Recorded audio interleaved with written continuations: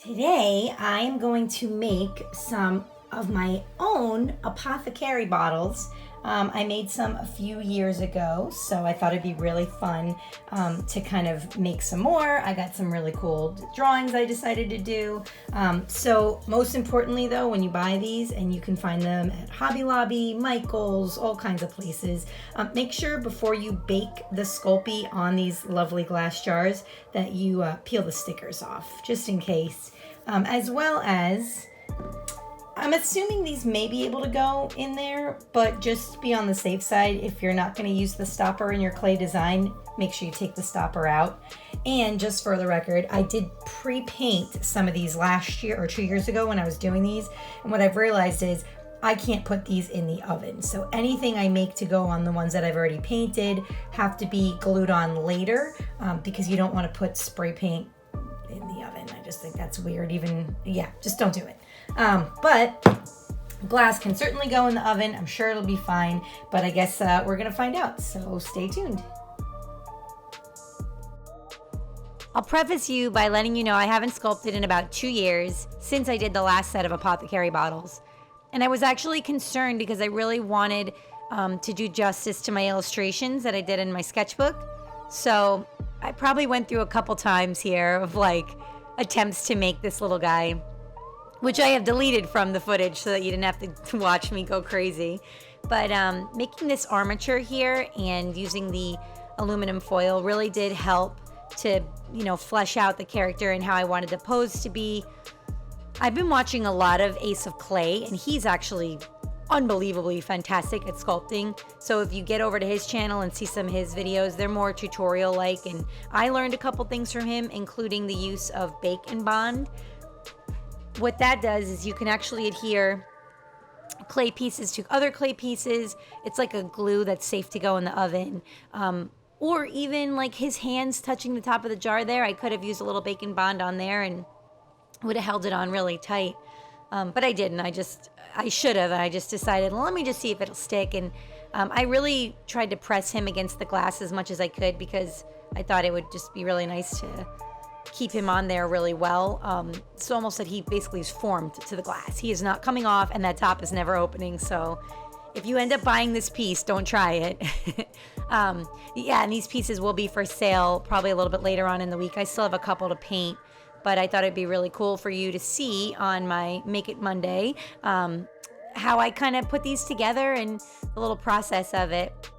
I did lose a bit of footage, so I don't have every single paint job on here, or I don't have every little piece of information about the way I was sculpting, but it is kind of cool to see what I did come up with. So hopefully this will suffice for you guys. And this is kind of cool. So this is the octopus, and I knew he had to have 8 legs, so I wanted to make sure that I put all his legs coming out of the head part correctly, and then I would take them off, put Sculpey on them, and then adhere them back to where I had placed them to begin with because the hole was already made for me.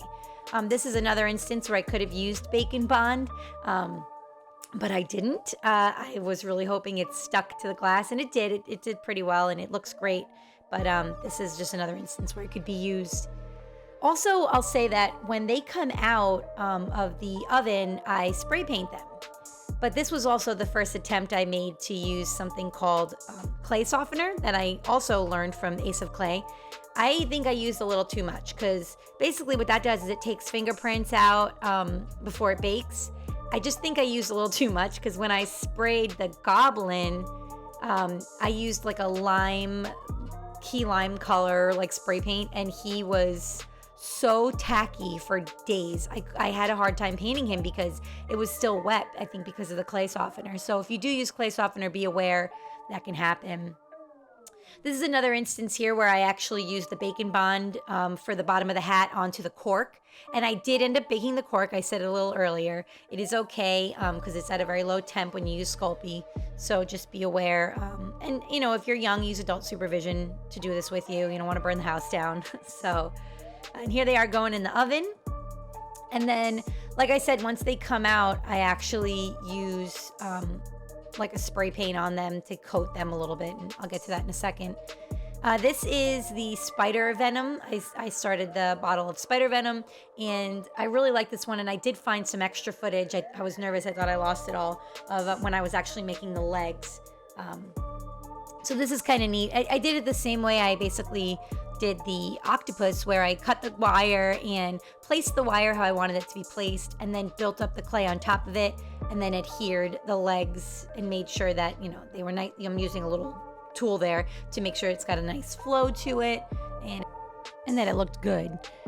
When he came out of the oven, I actually sprayed him with a clear, like orange spray paint for glass, and it ended up bubbling up, and I thought, oh great, I just ruined this. But I didn't. It actually looked really cool. It kind of gave it a very Halloween-y look, which was my intention anyway. So happy accident. I'm gonna finish painting the pieces today, all the ones I haven't finished, and they're gonna be up on my Instagram. So if you're not following me, make sure to head over to Instagram, follow Kimberland Art to see all the finished pieces. So here I paint the first coat on the octopus, and then I build up with some highlights and whatnot. And I realized once I did this that it definitely not only needed a little bit of a color shift paint, which is like a chameleon color. It's real pretty and changes color in the lighting, which you're about to see. But I just thought the bottle would really benefit too. I thought it was too dull. So I used black color shift paint, which you're gonna see in the next frame. And I just really think because it's octopus ink, it just kind of made it a little more lively. Yeah, here you go. So anyway, I hope on this Make It Monday that I've encouraged you to try something new, and you've maybe sculpted along or even drew. But if you like this video, hit like, subscribe, and I'll see you next back at the drawing board.